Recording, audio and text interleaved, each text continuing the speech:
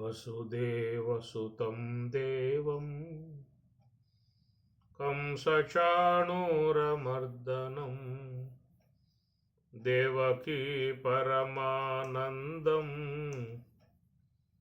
కృష్ణం వందే జగద్గురుం కృష్ణం వందే జగద్గురుం. భగవద్గీత 3వ అధ్యాయము కర్మయోగము.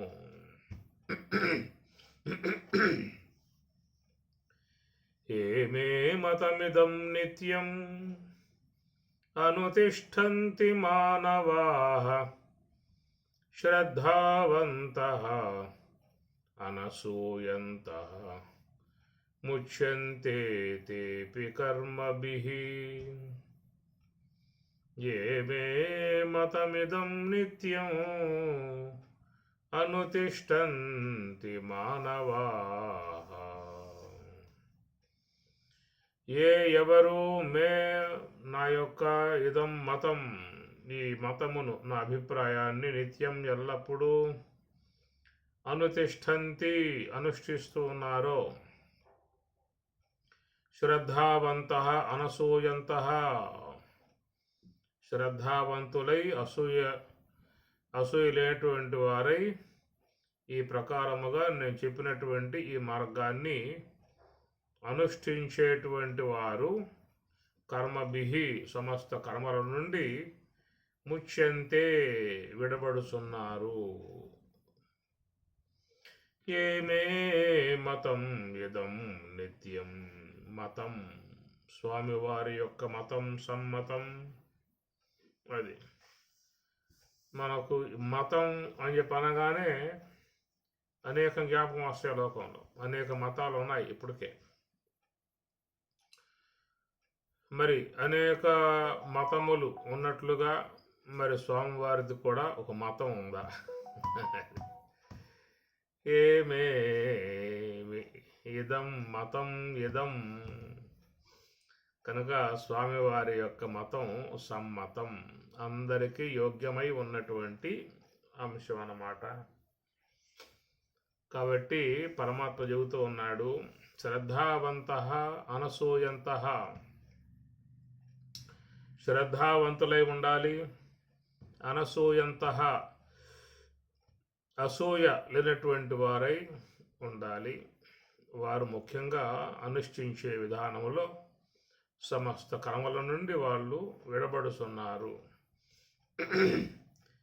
ఏమిటి స్వామివారి యొక్క మతం అనే మాటకి లక్ష్మణార్యులు ఒక వివరణాత్మక అంశమును కూడా అందించారు. సోహం తత్వమసి అహం బ్రహ్మాస్మి సర్వం కలివిదం బ్రహ్మ. ఇది స్వామివారు చెప్పినటువంటి అంశము.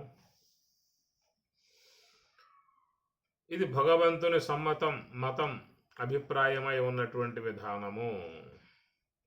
సోహం తత్వమసి అహం బ్రహ్మాస్మి సర్వం కలివిదం బ్రహ్మ. ఈ 4 సోపానాలను అందరూ కూడా అధిరోహించి తరించాలన్నదే స్వామివారి అభిమతం. మనం చూస్తే భగవద్గీతలో మీకు స్పష్టముగా అర్థమయ్యేటువంటి అంశం కూడా ఇదే. మనకు ప్రారంభించినప్పుడే స్వామివారు మరి ధ్యాన సంబంధమై ఉన్నటువంటి అంశముతోనే ఈ అధ్యాయం ప్రారంభం చేశారు. ఈ అధ్యాయానికి కూడా కర్మయోగం అనే నామకరణం కూడా చేయటం జరిగింది. లోకంలో ఈ కర్మయోగాన్ని ఆచరించేటువంటి వారు చాలామంది ఉన్నారు. కానీ వారు దానిని సరైనటువంటి విధానాలుగా ఆచరించటం లేదు అన్నారు. కర్మేంద్రియాన్ని సంయమ్య యాస్తే మనసా స్మరన్ ఇంద్రియార్థాన్ విమూఢాత్మ మిథ్యాచార అని కూడా చెప్పారు. ఈ కర్మయోగాన్ని స్వామివారు బోధించే విధానంలో ఈ కర్మయోగాన్ని అనుష్ఠించేటువంటి వారు లోకంలో ఉన్నారు. అయితే వారు శ్రద్ధావంతులై ఆచరించటం లేదు, కేవలం ఒక నామకాగా మాత్రమే చేస్తూ ఉన్నారు.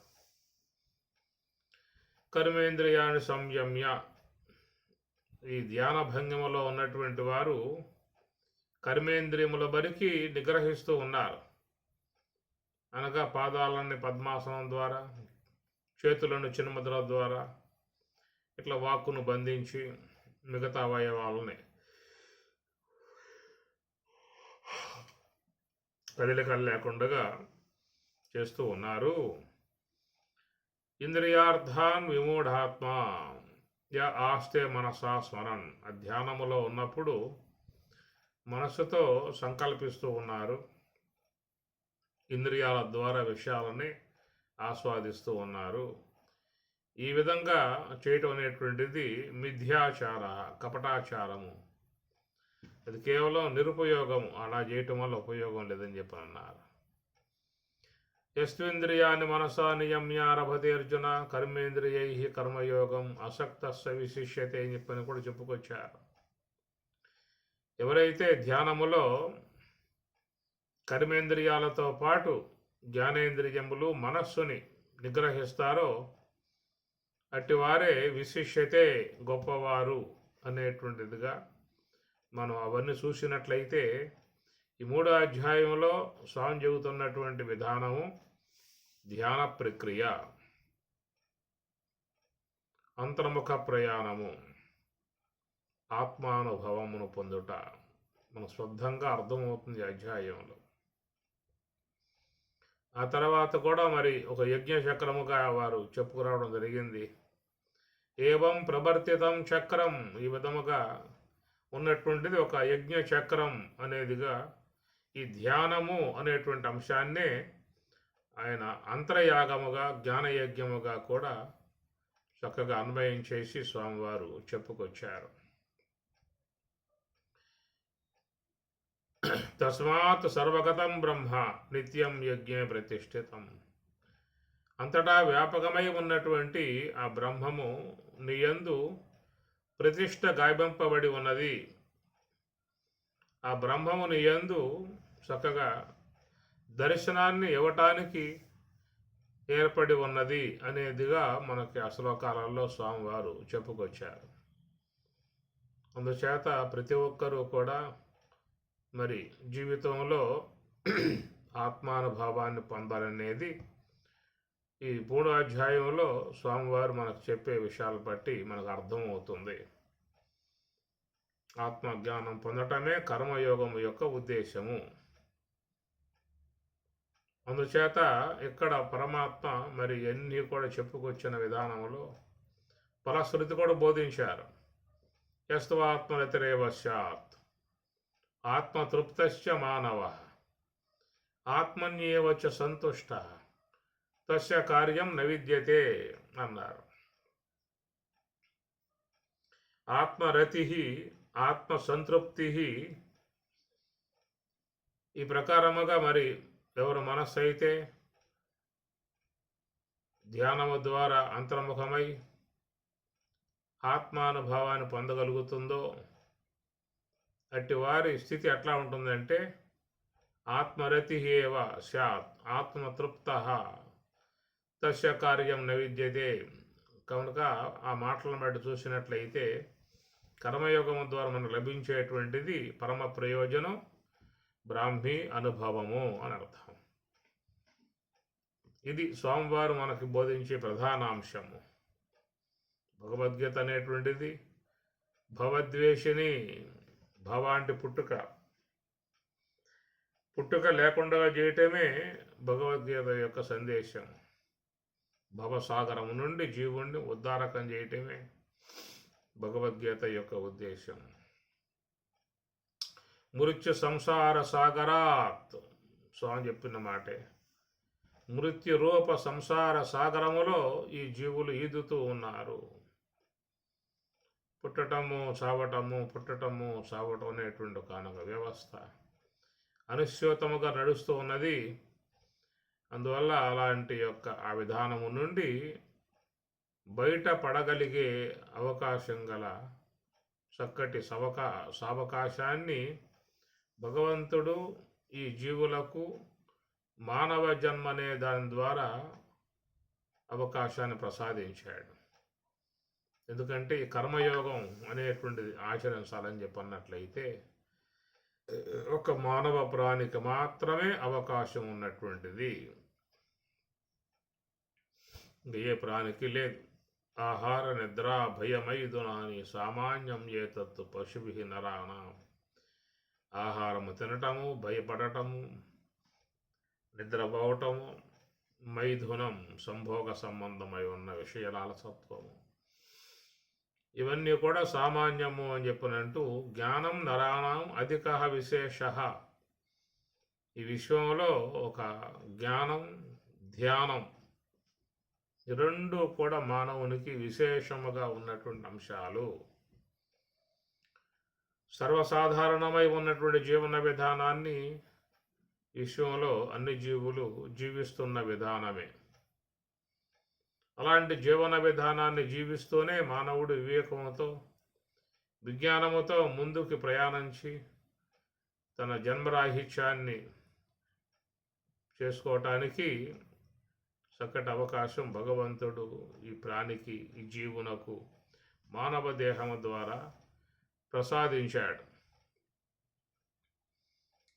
కాబట్టి ఆ ప్రకారముగా పరమ ప్రయోజనం అనబడేటువంటి అంశాన్ని అందించడమే భగవద్గీత యొక్క ఉద్దేశము.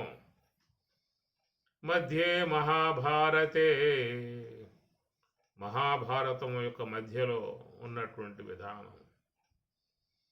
ఎందుకంటే భారతం అనేటువంటిది అది స్మృతి గ్రంథం, ధర్మశాస్త్రం. స్మృతి అంటే ధర్మశాస్త్రం. దాన్ని పంచమ వేదముగా కూడా భావించారు.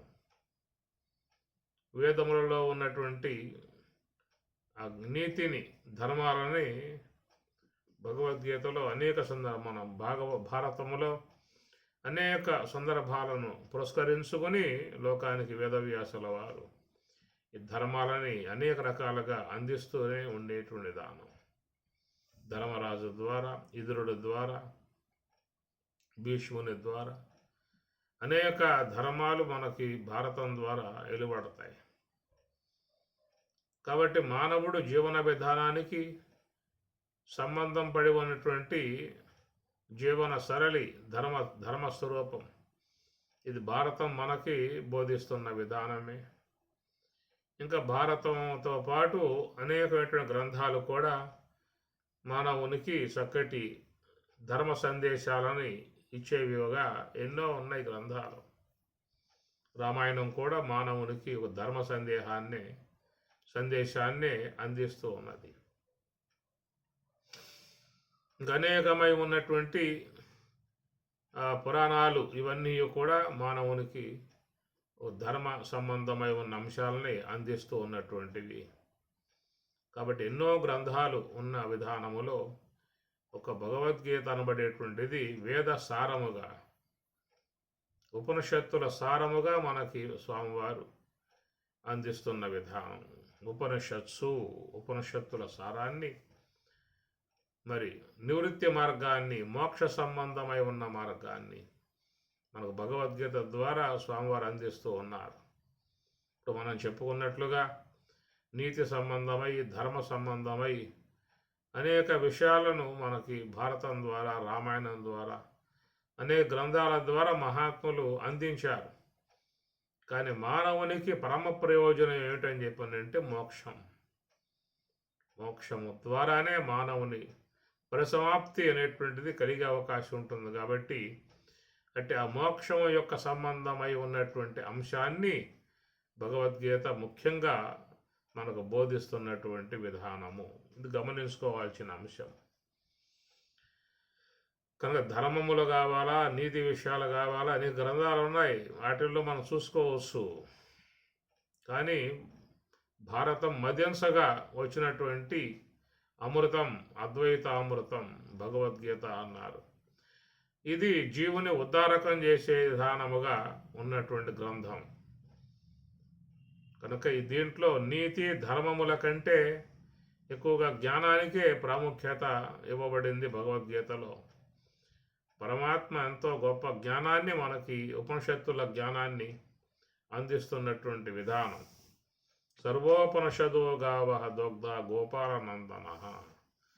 సర్వోపనిషతో సర్వ ఉపనిషత్తులు అనే గోవుల నుండి స్వామివారు జ్ఞానామృతం అనేటువంటి బ్రహ్మామృతాన్ని పిండి మనందరికీ కూడా ఈ విధంగా అందించిన విధానం. కాబట్టి దీన్ని గమనించాల్సిన అంశం అందరూ కూడా దీంట్లో జ్ఞానపరమై ఉన్నటువంటి అంశాలే అధిక శాతంగా మనకి గోచరించే విధానము.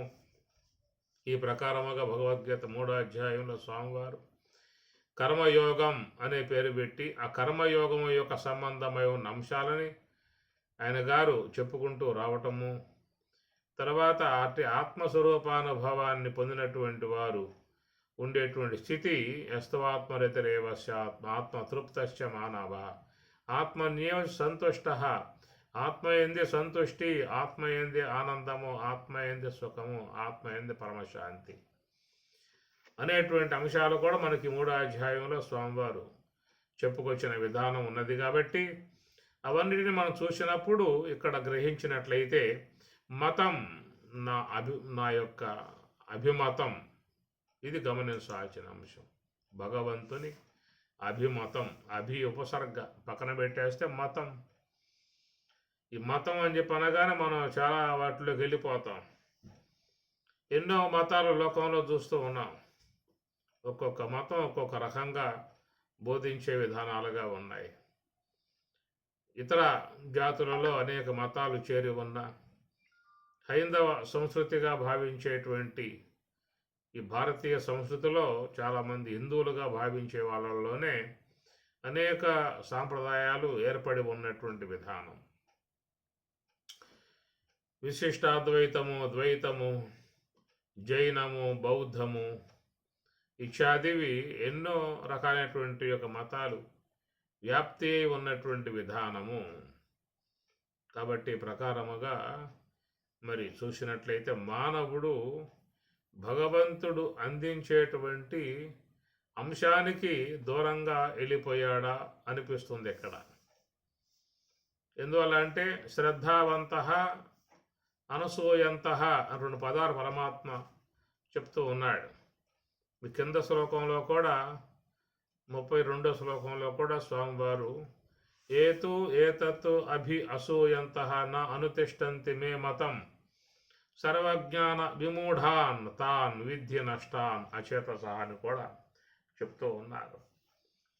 ఎవరైతే శ్రద్ధ లేనటువంటి వారై అసూయతో నా అభిప్రాయాన్ని అనుష్ఠించరో వారు సర్వజ్ఞాన విమూఢాన్, వాడు జ్ఞాన విషయంలో మూఢుడు అన్నాడు.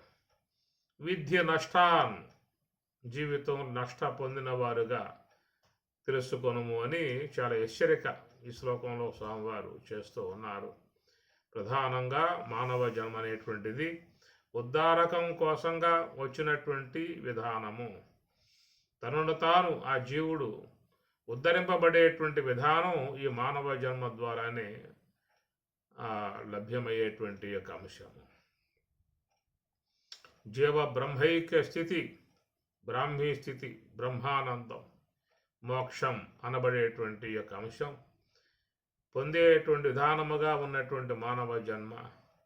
అట్టి ఆ జన్మకు మరి ఉద్ధారక నిమిత్తమై సాక్షాత్ భగవంతుడు తను ఏ యొక్క వేదాన్ని లోకానికి అందించాడో అంటే ఆ వేదము యొక్క సంబంధమై ఉన్న అంశాలనే సరళం చేసి చక్కగా మనందరికీ కూడా అందించినటువంటి విధానము.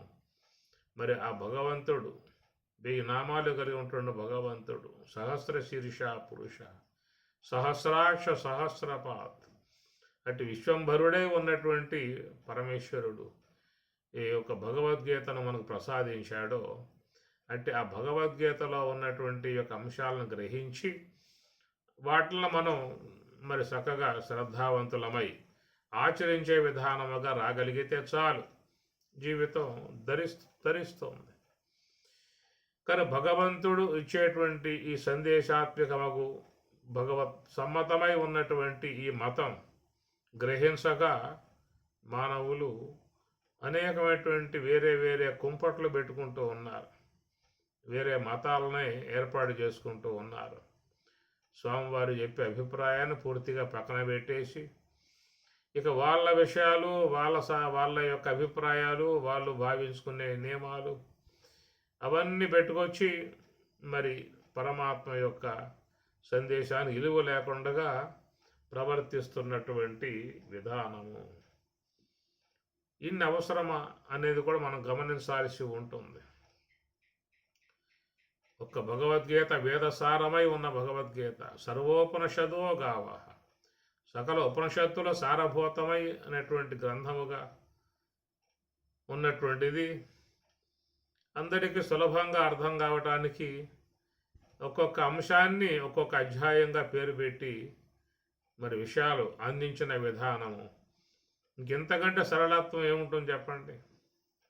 కాబట్టి మానవుడు తరించడానికి పరమాత్మ చక్కటి సందేశాన్ని ఇచ్చాడు.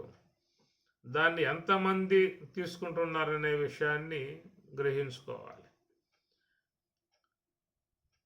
ఎవరికి వారు వాళ్ళ అభిప్రాయాలు, వాళ్ళ మతాలు, వాళ్ళ గ్రంథాలు, వాళ్ళ మార్గాలు ఇవే ఆచరించుకుంటూ పోతూ ఉన్నారు. మరి భగవంతుడు చెప్పినటువంటి యొక్క మాటకు మనం ఏమి విలువ ఇచ్చామనేటువంటిది గమనించుకోవాల్సిన అంశం. సాక్షాత్ సర్వేశ్వరుడుగా సమస్త మహాత్ములందరూ కూడా కొనియాడారు. మనం భాగవతంలో చూస్తే అర్థమవుతుంది, భారతములో అర్థమవుతుంది. ఆ ప్రకారంగా మరి సర్వేశ్వరుడుకు భగవంతుడు, ఈశ్వరుడు మానవ దేహముగా వచ్చి చక్కటి సందేశాన్ని ఇచ్చినప్పుడు ఆ ఒక్క గ్రంథాన్ని అందరూ కూడా ప్రామాణికంగా తీసుకుని ఆచరించగలిగినట్లయితే మనకి ఈ లోకంలో ఇన్ని మతములు అనబడేటువంటి ఉంటాయా చూసుకోండి. కావాలంటే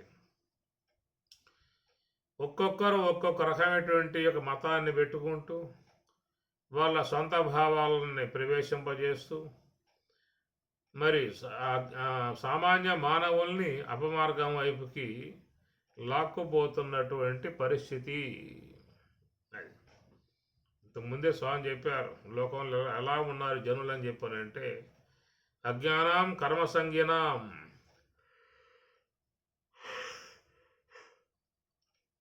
అజ్ఞానం కర్మసంజ్ఞానం కనుక తెలియనితనముతో ఉన్నారు, కర్మసంగులై ఉన్నారని చెప్పని అన్నాడు.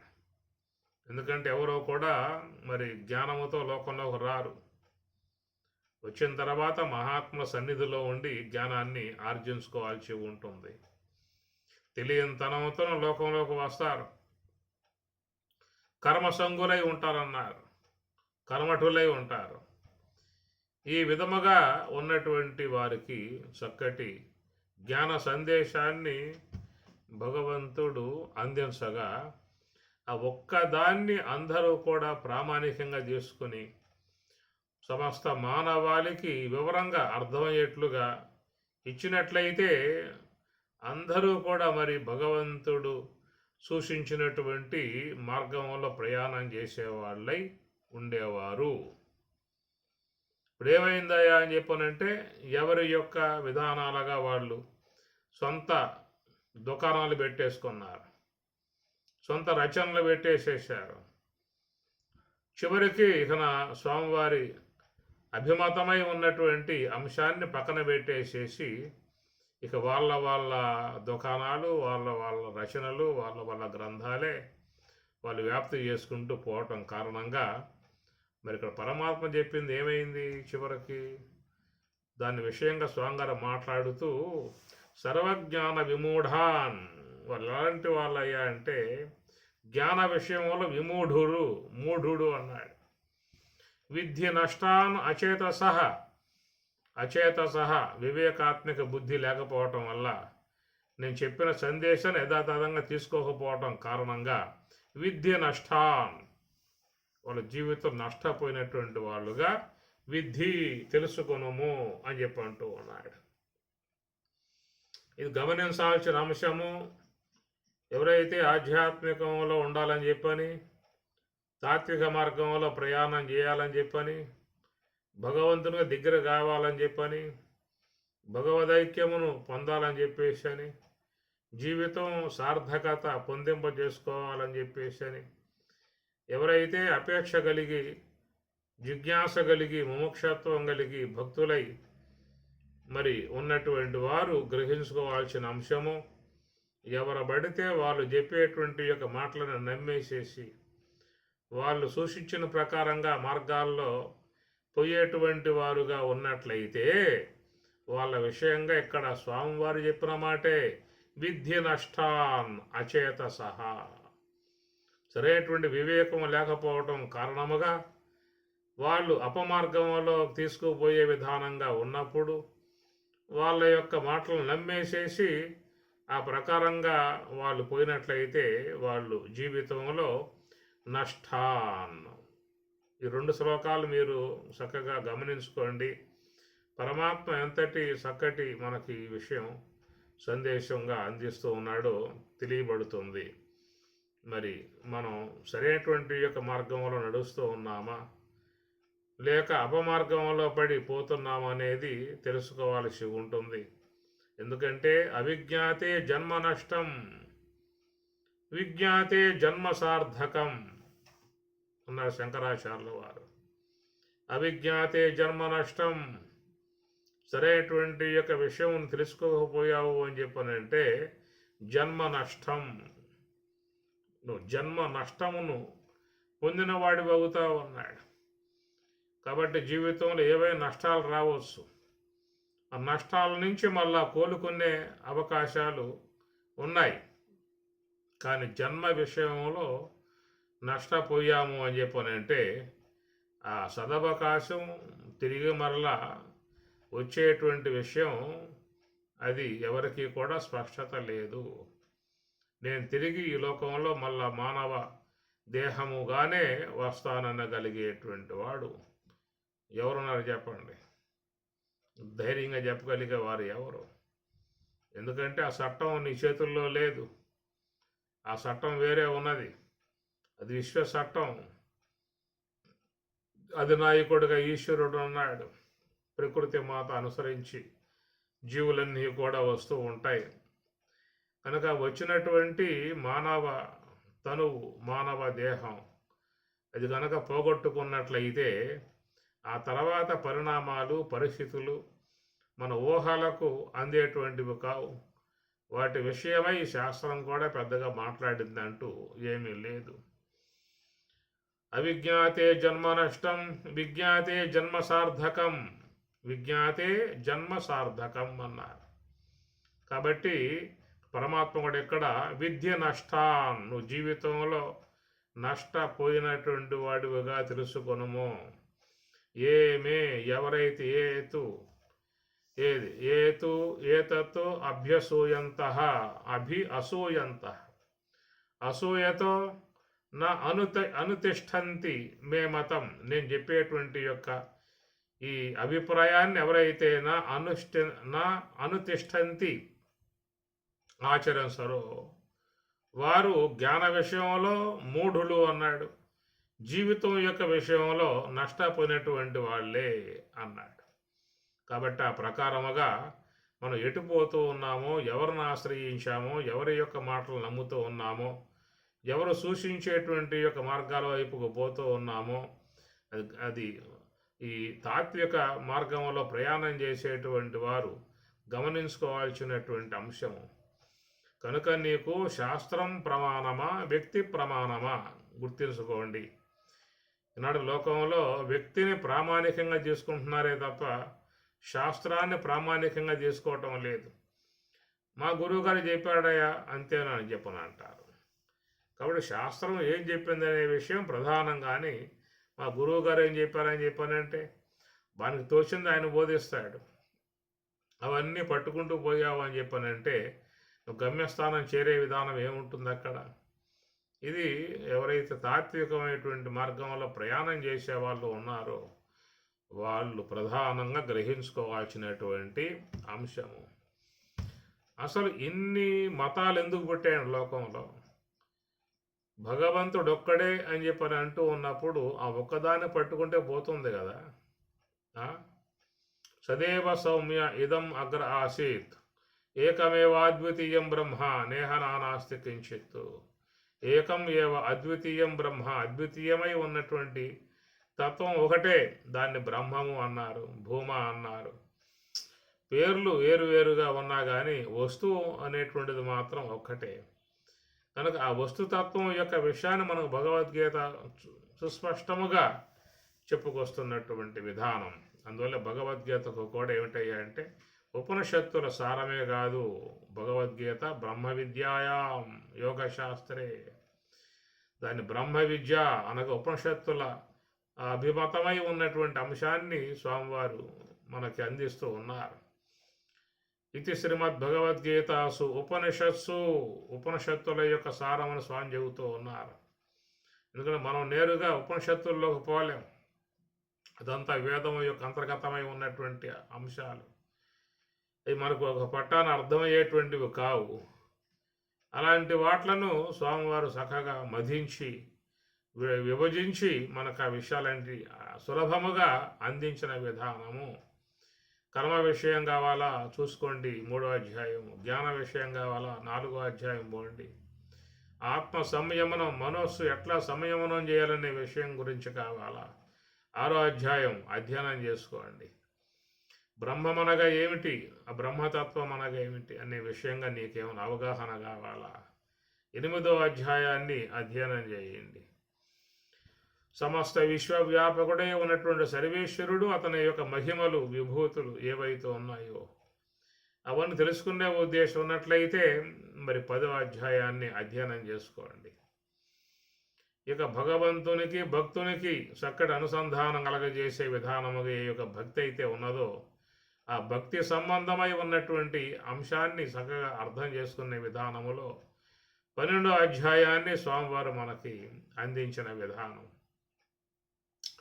ప్రకృతి, పురుషుడు, జీవుడు, ఈశ్వరుడు, క్షేత్రము, క్షేత్రజ్ఞుడు అనే అంశాలు చాలా ఉన్నాయి సాంఖ్య విధానంలో. కపిల సాంఖ్యంలో వస్తాయి ముఖ్యంగా ఇవన్నీ కూడా.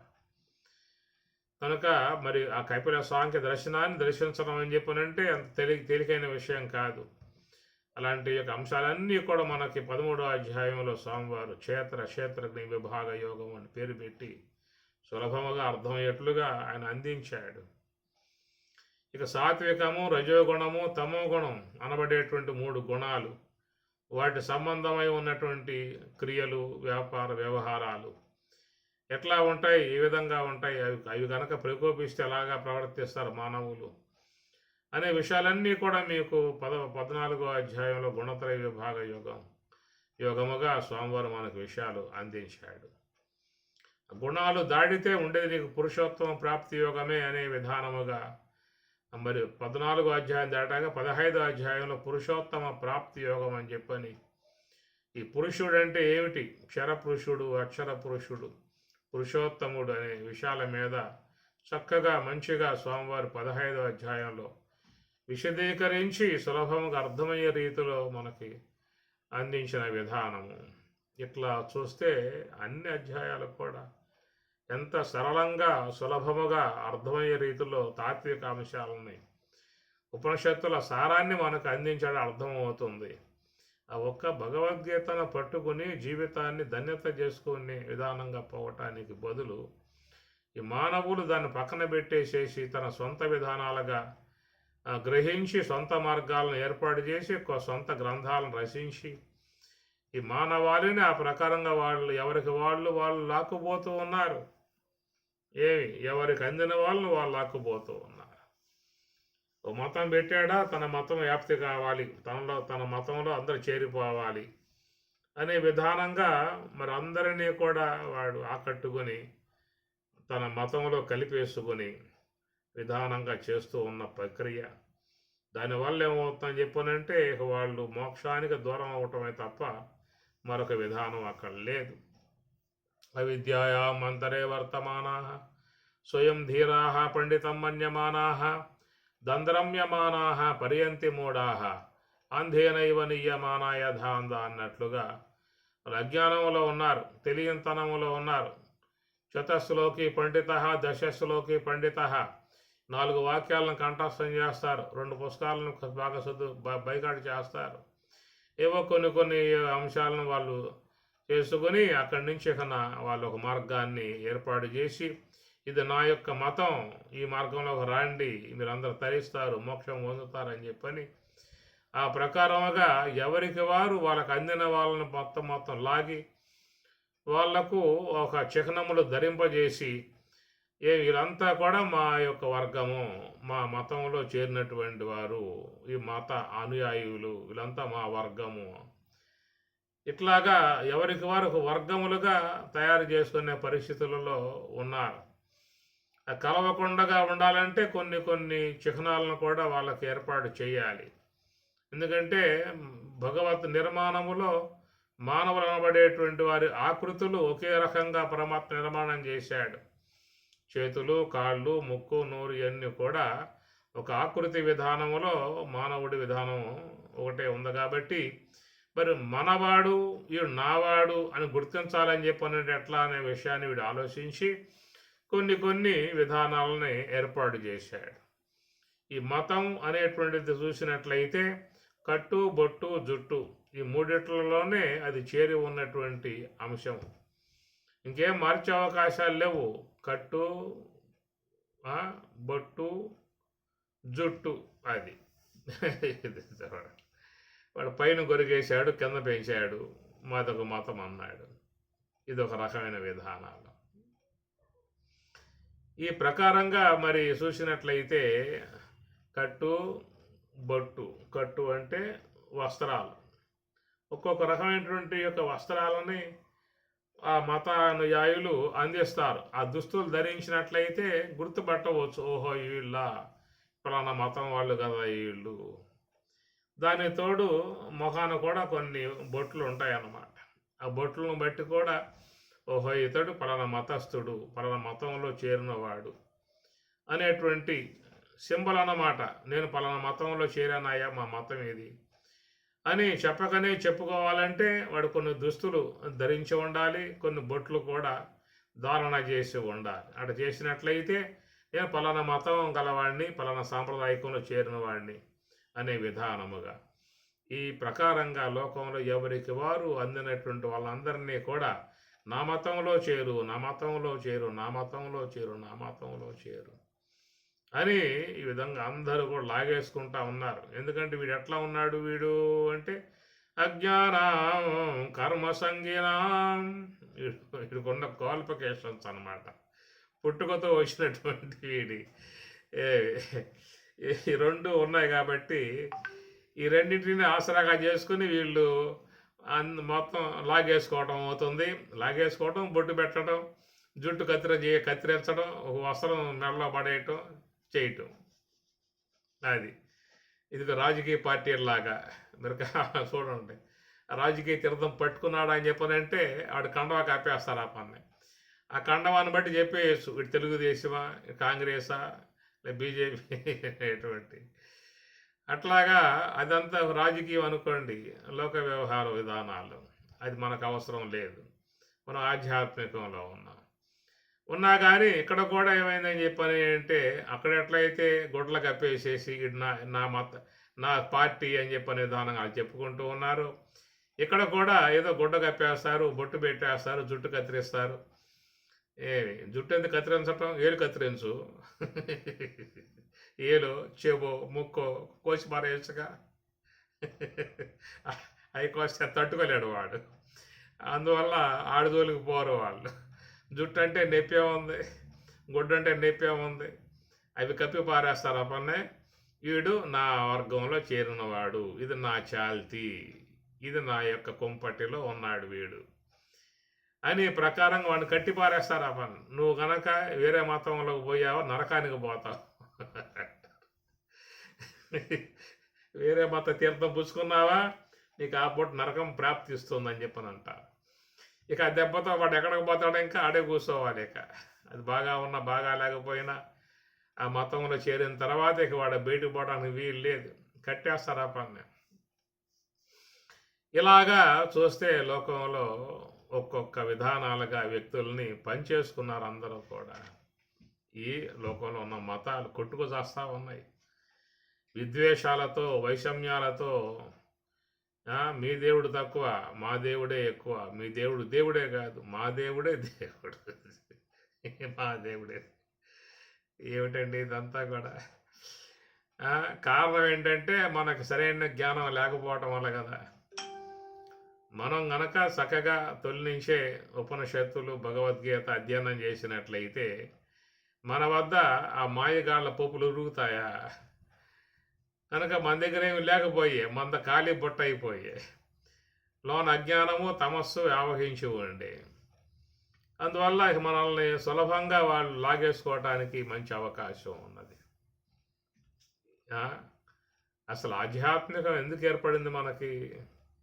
మానవుని యొక్క నడవడికను చక్కదిద్ది మంచి మార్గంగా నడిపింపజేసి మనశ్శాంతిని ఎలా చేయటానికి ఆధ్యాత్మికం యొక్క ఆవశ్యకత. అధ్యాత్మం, తత్వజ్ఞానం విధానం ఏంటంటే మానవునికి వానికి ఒక ఆత్మతత్వాన్ని బోధింపజేసి బ్రహ్మం అంటే ఏమిటి, మోక్షం అంటే ఏమిటి, జ్ఞానం అంటే ఏమిటి, ఇవన్నీ అందించటమే తాత్వికం యొక్క లక్షణం. అంటే తాత్వికాన్ని అందించడానికి మనకు ఉపనిషత్తులు చక్కగా ఉన్నాయి. ఈశ, కేన, కట, ప్రశ్న, ఉండ, మాండిక్య, ఐతరేయ, తైతరేయ. కాబట్టి పూర్వీకులు చెప్పారు, అయ్యా నీకు మొత్తం ప్రస్థానత్రయం 3 అన్నారు. ప్రస్థానత్రయం 3: భగవద్గీత, ఉపనిషత్తులు, బ్రహ్మసూత్రములు. ఈ 3 కలిగి ఉండాలి, వాటిని దాటి పోకూడదని చెప్పని అన్నారు. అలాగా మరి మనకి మహాత్ములు సూచించినటువంటి అంశం. ముఖ్యంగా ఉపనిషత్తులు అనేటువంటి రావాలంటే ఇబ్బంది కలగవచ్చు, బ్రహ్మసూత్రాలు అర్థం చేసుకోవాలంటే ఇబ్బంది కలగవచ్చు. కానీ సరళంగా ఉన్నటువంటి గ్రంథం భగవద్గీత కదా. ఒక్కదాన్నే ప్రచారం చేసుకుని ఒక్కదాన్నే అందరికీ కూడా అభ్యాసం చేయించి అందరినీ కూడా భగవద్గీత యొక్క మార్గంలో నడిపినట్లయితే అది భగవంతునికి కూడా ప్రీతికరమై ఉన్నటువంటి అంశం అయ్యేది కదా. పరమాత్మ గీతలో ఉన్నాడు 18వ అధ్యాయంలో, ఎవరైతే ఈ సందేశాన్ని లోకానికి అందిస్తూ ఉన్నారో వాళ్ళు నాకు అత్యంత ప్రీతిపాత్రులు అన్నాడు. ఇదం పరమం గుహ్యం మద్భక్తే స్వపి దాస్యతి భక్తిం మయి పరాం కృత్వా మామే వైశ్యస్య సంశయ. ఎవరైతే ఈ జ్ఞానాన్ని లోకానికి చక్కగా అందిస్తూ ఉన్నారో వాళ్ళు నాకు అత్యంత ప్రీతిపాత్రులు అని స్వామి చెప్పినప్పుడు ఇంకా సొంత వ్యవహారం ఎందుకు పెట్టుకోవాలి వీడు? పరమాత్మ చెప్పినటువంటి విషయాన్ని లోకానికి అందించవచ్చు కదా. ఇన్ని మతాలు అవసరమా, ఇన్ని గొడవలు అవసరమా? ఒక్కొక్కడు ఒక్కొక్క రకమైనటువంటి యొక్క విధానాలుగా పోతూ ఉన్నారే, కొట్టుకుంటూ ఉన్నారు, తిట్టుకుంటూ ఉన్నారు. ఎందుకు వచ్చింది? ఏంటి కూడా మానవ జాతిలో సర్వమానవులు కూడా ఒక్కటే పరమాత్మ అంటూ ఉన్నాడు కదా. మమాత్మ సర్వభూతాత్మ, తన యొక్క స్వరూపం అందరి యందు వ్యాపకమై ఉందని చెప్పని అన్నాడు. క్షేత్రజ్ఞం చాపి మాం విద్ధి సర్వక్షేత్రేషు భారత. సర్వక్షేత్రేషు సమస్త దేహాలలో నేనే ఉన్నాను అని స్వామి చెబుతూ ఉన్నాడు. క్షేత్రజ్ఞం మాం విద్ధి, నన్నుగా తెలుసుకొనుము. కనుక అన్ని యొక్క దేహాలలో నేనే క్షేత్రజ్ఞుడై ఉన్నాను అని చెప్పని అన్నాడు. భగవంతుడు అన్ని దేహాలలో వ్యాపకమై ఉన్నాడని చెప్పని అన్నాడు. కాబట్టి విషయాలు కొంచెం బాగా గ్రహించండి. అపమార్గంలో పోయే విధానాలని మానుకోగలిగితే ఉన్న జీవితం, కొద్దిపాటి జీవితాన్ని ధన్యత చేసుకోవటానికి చక్కగా అవకాశం అనేటువంటిది ఏర్పడుతుంది. కాబట్టి ఇక్కడ పరమాత్మ చెబుతున్నటువంటి మాట, ఏ మే మతం ఇదం నిత్యం అనుతిష్టంతి మానవాహ. ఎవరు మే నా యొక్క ఇదం మతం, ఈ అభిప్రాయాన్ని అనుతిష్టంతి అనుసరించి ఆచరిస్తూ ఉన్నటువంటి వారు చక్కగా తరించే అవకాశం అనేటువంటిది ఏర్పడుతుంది. అది కనుక పరమాత్మ చెప్పేటువంటి యొక్క మార్గం ముఖ్యంగా భగవద్గీతలో ధ్యాన మార్గం. ధ్యానేన ఆత్మని పశ్యంతి, ధ్యానేన ధ్యానము చేతనే ఆత్మని తన స్వరూపాన్ని పశ్యంతి తెలుసుకుంటూ ఉన్నారు అన్నాడు. ఈ ధ్యానం అనేదే భగవద్గీత యొక్క స్వరూపం, సారాంశ విషయం. కర్మయోగము అన్నా ఏ పేర్లు పెట్టినప్పటికీ కూడా అన్నీ కూడా ఈ ధ్యానములోనే ఇమిడి ఉండేటువంటి అంశములు. ధ్యానం నిర్విషయం మనః, స్కందోపనిషత్తు. కనుక ధ్యానం అనగా మనస్సుని నిశ్చలముగా పెట్టేటువంటి విధానం. అట్టి ఆ మనస్సుని హంస యొక్క ఆశ్రయం ద్వారా ప్రవేశింపజేసినట్లయితే దాని ద్వారా లోన ఉన్నటువంటి ఆత్మతో అనుసంధానాన్ని పొందే అవకాశం అనేది ఏర్పడుతుంది. కనుక మనస్సు బయటికి పోవటము అనేది ఉంటుంది, లోనికి పోవటము అనేది ఉంటుంది. బయటికి పోవటము అంటే ఇంద్రియాల ద్వారా బయటికి పోయి బయట ఉన్నటువంటి శబ్ద స్పర్శాది విషయాలని ఆస్వాదించేటువంటి విధానం కాగా, ఆ మనస్సు హంస యొక్క ఆశ్రయం ద్వారా నివృత్తి మార్గంలో ప్రవేశించి లోన ఉన్నటువంటి ఆత్మతో అనుసంధానం కలిగి ఆత్మ ఆనందాన్ని పొందేటువంటి విధానము. అది దీన్నే పరమాత్మ 18వ అధ్యాయంలో ప్రవృత్తించ నివృత్తించ బంధం మోక్షం అన్నారు. ప్రవృత్తి మార్గం బంధం అని, నివృత్తి మార్గం మోక్షం అని చెప్పని స్వామి చెప్పిన మాట. కాబట్టి ఆ ప్రకారముగా మనస్సు ఈ ధ్యానములో, ధ్యానం అంటే ఏమిటి? ధ్యానం నిర్విషయం మనః అన్నారు. మనస్సులో ఏ సంకల్పము లేకుండా ఉంచటమే ధ్యానం యొక్క ఉద్దేశం. ధ్యానం నిర్విషయం మనః, మనస్సుని ఏ సంకల్పములలోకి పోనివ్వకుండా నిశ్చలముగా ఉండేటువంటి విధానం చేయటమే ధ్యానం అన్నారు. కాబట్టి ఆ ధ్యానం అనబడేటువంటి యొక్క దానికి ఆలంబనం ఒకటి కావాలి. మనస్సు నిలకడగా ఉండాలని చెప్పనంటే, నిశ్చలముగా ఉండాలని చెప్పనంటే ఒక ఆలంబనం కావాలి. ఏమిట ఆలంబనం అంటే శ్వాసయే దానికి ఆలంబనంగా పెట్టారు. కనుక శ్వాస యొక్క ఆశ్రయంలో ఉన్నప్పుడు మనస్సు అనేది ఆలోచనలు చేయటం అనేది ఉండదు. ఇక మనస్సుకి ఆలోచనలు రావు. శ్వాస గమనికలో ఉన్నంత వరకు మనస్సులో ఆలోచనలు వచ్చే అవకాశం లేదు. ఎప్పుడైతే ఆ మనస్సు ఆలోచన రహితంగా, సంకల్పరహితముగా ఉంటుందో అట్టి ఆ మనస్సు లోన ఉన్నటువంటి ఆత్మ యొక్క ఆనందాన్ని పొందే అవకాశం ఏర్పడుతుంది.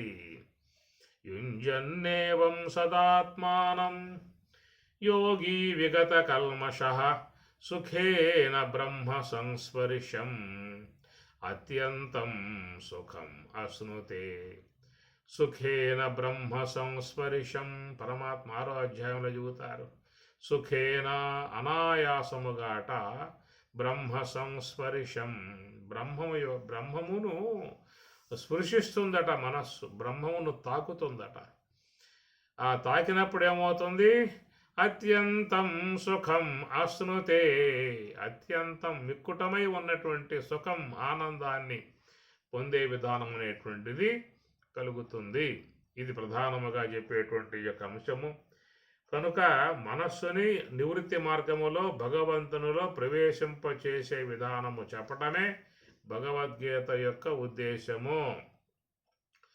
ఇక ఇతర విషయాలు కావాలంటే చాలా ఉన్నాయి. ఇంకా వాటిల్లో పోయి చూసుకోవచ్చు. నీతి సంబంధ విషయాలు కావాలంటే, ధర్మ సంబంధ విషయాలు కావాలంటే భారతం ఎన్నో ధర్మాలు భీష్ముని ద్వారా అందించడం జరిగింది. కాబట్టి ప్రకారముగా దీంట్లో జ్ఞానం ప్రధానం. భగవద్గీత అనేటువంటిది ఏంటంటే జ్ఞానం ప్రధానముగా ఉన్నటువంటి అంశము. ఈ జ్ఞానముతో పాటు యోగం. అందువల్ల భగవద్గీత యోగ శాస్త్రే అన్నారు. ఎత్ర యోగీశ్వర కృష్ణ, పరమాత్మ యోగీశ్వరుడుగా చెప్పుకొచ్చారు. తస్మాత్ యోగి భవార్జున, అర్జున నువ్వు యోగివి కావయ్యా పరమాత్మ అంటూ ఉన్నాడు. చాలా చక్కగా ఉన్నటువంటి విధానాలు మీరు భగవద్గీతలో చూడవచ్చు. బాగా దాన్ని అధ్యయనం చేయగలిగితే పరమాత్మ ఇచ్చే సందేశాలు చక్కగా అందుకునే అవకాశం అనేది మనకి ఏర్పడుతుంది.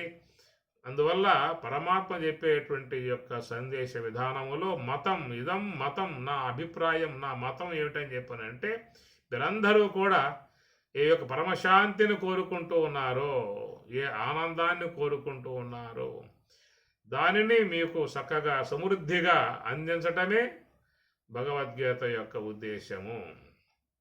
కాబట్టి ప్రకారముగా మరి భగవంతుని మతం ఏమిటని చెప్పానంటే సోహం తత్వమసి అహం బ్రహ్మాస్మి సర్వం కలివిదం బ్రహ్మ.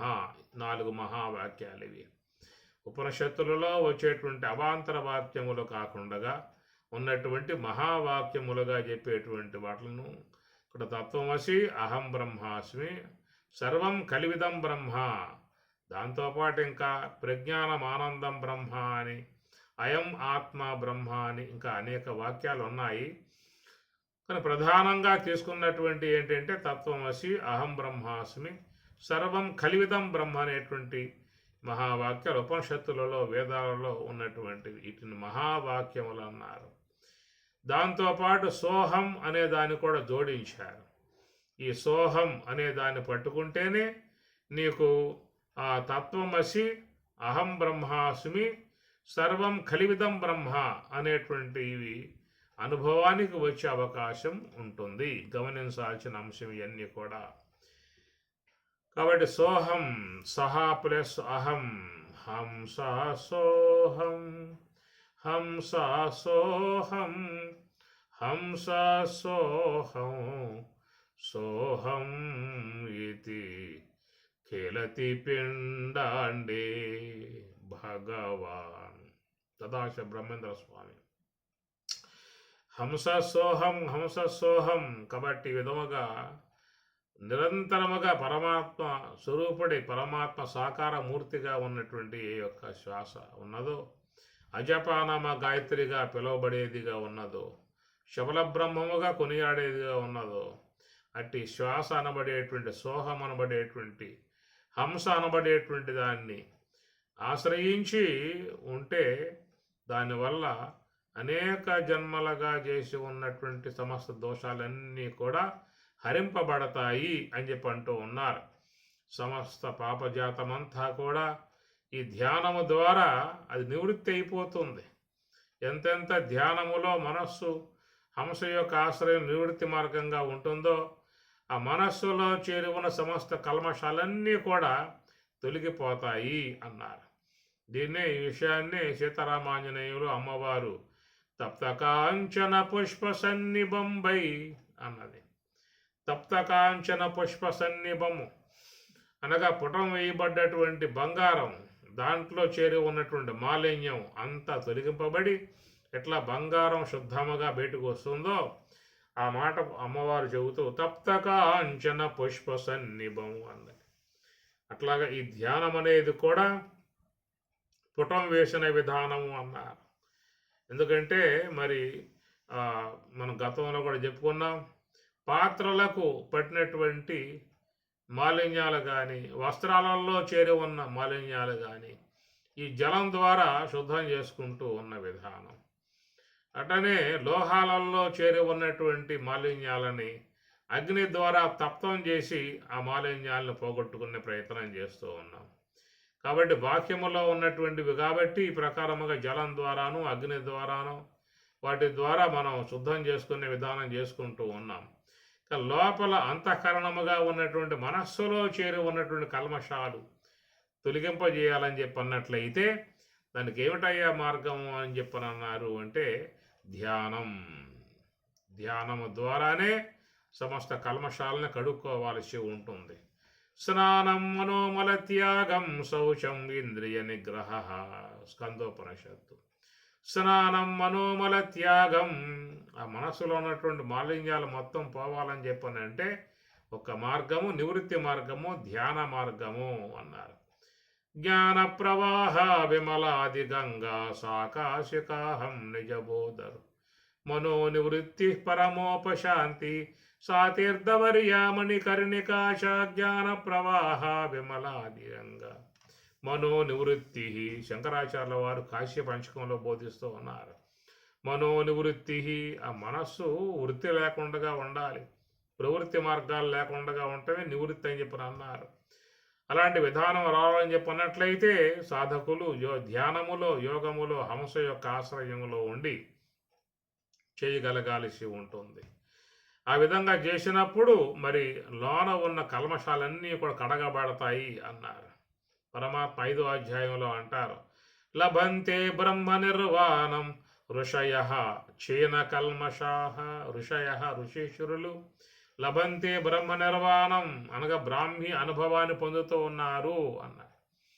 ఎలా పొందగలిగారు అని చెప్పనంటే క్షీణ కల్మషాః, ఆ మనస్సులో ఉన్న కల్మషాలన్నిటినీ కూడా వాళ్ళు నశింపజేసుకోవటం కారణంగా వాళ్ళు బ్రహ్మ నిర్వాణం బ్రాహ్మీ అనుభవాన్ని పొందారు అని చెప్పి అంటూ ఉన్నారు. ఇవన్నీ కూడా మనం కొంచెం జాగ్రత్తగా వినగలిగితే భగవత్ సందేశం మనకు అర్థమయ్యే అవకాశం ఏర్పడుతుంది. అందువల్ల మరి ఈ ధ్యానం అనేటువంటి విధానములో హంస యొక్క ఆశ్రయం ద్వారా చేసేటువంటి ధ్యానం అనే దాని ద్వారా ముందు మన మనస్సులో అంతఃకరణములో చేరి ఉన్నటువంటి మాలిన్యాలన్నీ కూడా కడిగివేయగలిగితే అప్పుడు ఆ మనస్సు ఏమవుతుందయ్యా అని చెప్పనంటే బ్రహ్మ సంస్పరిశ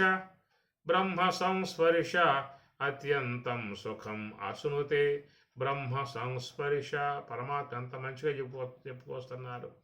ఆ మనస్సట బ్రహ్మ సంస్పరిశ, ఆ బ్రహ్మమును స్పృశిస్తుందట, బ్రహ్మమును తాకుతుందట.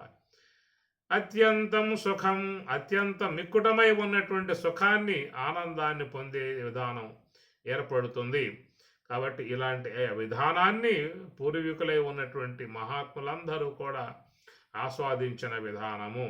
ఎవరైతే మనం యోగులుగా జ్ఞానులుగా మునులుగా యతీశ్వరులుగా సాధువులుగా మనం చెప్పుకుంటూ ఉన్నామో వాళ్ళందరూ కూడా ఈ మార్గం వైపుకి ప్రయాణం చేసినటువంటి వారు. కాబట్టి ఈ ప్రకారముగా తనకు ఏ యొక్క భగవంతుని అనుగ్రహముతో ప్రాప్తించిన మానవ జన్మ ఉన్నదో దాన్ని తరింపజేసుకోవడానికి మంచి మార్గాన్ని మనకి భగవద్గీత అందిస్తున్నటువంటి విధానము. దీంట్లో కేవలం జ్ఞానం యోగం రెండే మీకు లభ్యమవుతాయి. నాకు ఇంకా వేరే కావాలని చెప్పి అన్నట్లయితే మహాత్ములు అందించారు. భారతం చూసుకోండి, నీతి ధర్మాలు దాంట్లో చాలా వస్తాయి. రామాయణం చూసుకోండి, నీతి ధర్మాలు దాంట్లో చాలా వస్తాయి. ఇక పురాణాలు ఉన్నాయి, అవి కూడా దాంట్లో ఇలాంటివన్నీ వస్తాయి. ఇంకా మనుస్మృతి, పరాశర స్మృతి, శంకర స్మృతి, యాజ్ఞవల్క్య స్మృతి, ఎన్నో గ్రంథాలు ఉన్నాయి. ఇవన్నీ కూడా మానవ జీవన విధానములో ధర్మాల విషయమై బోధించేవిగా ఉన్నాయి. కానీ పరమాత్మ చెప్పేటువంటి యొక్క అంశం ఏంటని చెప్పనంటే మానవ జీవిత ఉద్ధారకం. మళ్ళా రాబోది మానవ జన్మ అని చెప్పి అంటూ ఉన్నారు. కనుక ఈశ్వరానుగ్రహముతో మనకు ప్రాప్తించినటువంటి యొక్క జన్మ దుర్లభం మానుషం దేహం అని చెప్పి అంటూ ఉన్నారు. అలాగా వచ్చినటువంటి ఆ జన్మ సార్థకతను పొందింపజేసుకోవడానికి భగవంతుడు ఇచ్చినటువంటి 18 అధ్యాయాలుగా చేరి ఉన్నటువంటి 701 శ్లోకముగా చేరి ఉన్నటువంటి ఈ భగవద్గీత సందేశమంతా కూడా చూస్తే జ్ఞానం యోగం ఈ ప్రకారముగా మనకి చక్కటి విషయాలు స్వామివారు అందించే విధానం. కాబట్టి ఏమే మతం ఇదం నిత్యం, ఇది నా యొక్క మతం అంటే సర్వమానవులు కూడా తన స్వరూప అనుభవాన్ని పొంది తరించాలి అన్నదే భగవంతుని మతం అభిమతం గమనించాల్సిన అంశము. సమస్త ఉపనిషత్తులన్నీ కూడా ఇట్టి మార్గాన్ని బోధిస్తున్నాయి. కాబట్టి పరమాత్మ చెబుతూ ఉన్నాడు, మరి ఎవరైతే ఈ యొక్క నేను చెప్పేటువంటి యొక్క మార్గాన్ని, యోగ మార్గాన్ని, జ్ఞాన మార్గాన్ని అవలంబిస్తారో అలాంటి వారు శ్రద్ధావంతః అనసూయంతః ముచ్యంతే సర్వకర్మభిః, సమస్త కర్మల నుంచి సమస్త బంధాల నుంచి వాళ్ళు ముచ్యంతే విడబడుతున్నారు. ఈ 2 శ్లోకాలు ఇక్కడ ఉంటాయి. ఇవి మీరు కొంచెం గమనించుకోండి, చదువుకోండి. స్వామివారి సందేశం బాగా మీకు మంచిగా అర్థమవుతుంది. కనుక అపమార్గంలో పడిపోకుండా, ఇతరులు చెప్పేటువంటి యొక్క మత సంబంధమై ఉన్న ఛాందస్సుల్లో పడిపోకుండా భగవత్ సందేశాన్ని గ్రహించుకొని ఉన్నంతలోనే మనకున్న సమయంలోనే ఏదైనా కొంతవరకైనా పరమ ప్రయోజనాన్ని పొంది తరించే అవకాశం అనేటువంటిది ఏర్పడుతుంది. ఓం సహనావతు సహనౌ భునక్తు సహ వీర్యం కరవావహై తేజస్వినావధీతమస్తు మా విద్విషావహై. ఓం శాంతి శాంతి శాంతి. హరి ఓం తత్సతు. శ్రీ గురుభ్యో నమః. హరి ఓం.